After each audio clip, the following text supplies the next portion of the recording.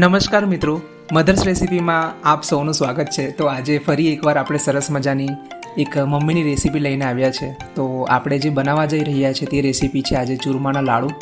મને બહુ ભાવે ચૂરમાના લાડુ. નાના હતા ત્યારે અમે મમ્મી જોડે અવારનવાર આ રેસીપી બનાવતા.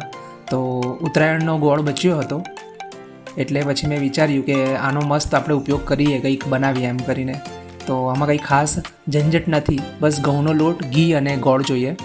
તો સૌથી પહેલાં ઘઉંનો લોટ લઈ લઈએ અને થોડો મોરવાળો એને બાંધીએ, એટલે કે રોટલી કરવા જેવો નરમ થોડો લોટ થઈ જાય.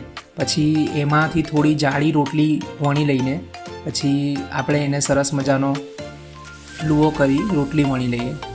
હવે તવો ગરમ કરીએ ને થોડું ઘી નાખીએ અને રોટલીને લાલ થાય ત્યાં સુધી શેકીએ. ધ્યાન રાખવાનું કે એ બળી ન જાય, થોડી સોનેરી લાલ જેવી થાય ત્યાં સુધી એને શેકી લેવાની.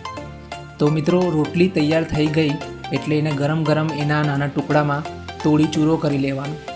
ગરમ હોય ત્યારે ચૂરો કરવાથી જરા એનો ટેક્સચર પણ મસ્ત આવે.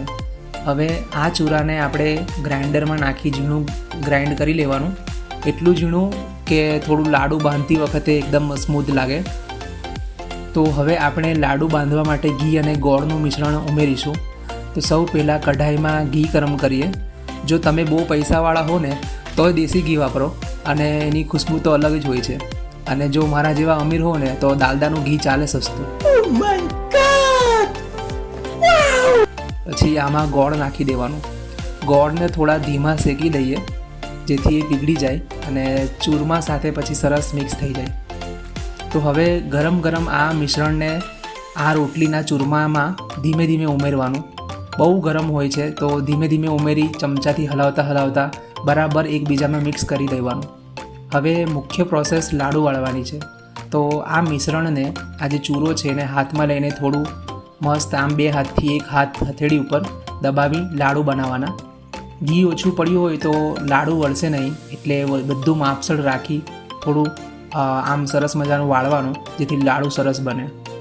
તો મિત્રો, તૈયાર છે આપણા સરસ ચૂરમાના લાડુ. તો મિત્રો, તમારે હવે આ લાડુને બરણીમાં ભરવાના નથી, બસ તાજા ઝાપટી જવાના, આટલું જ કરવાનું છે.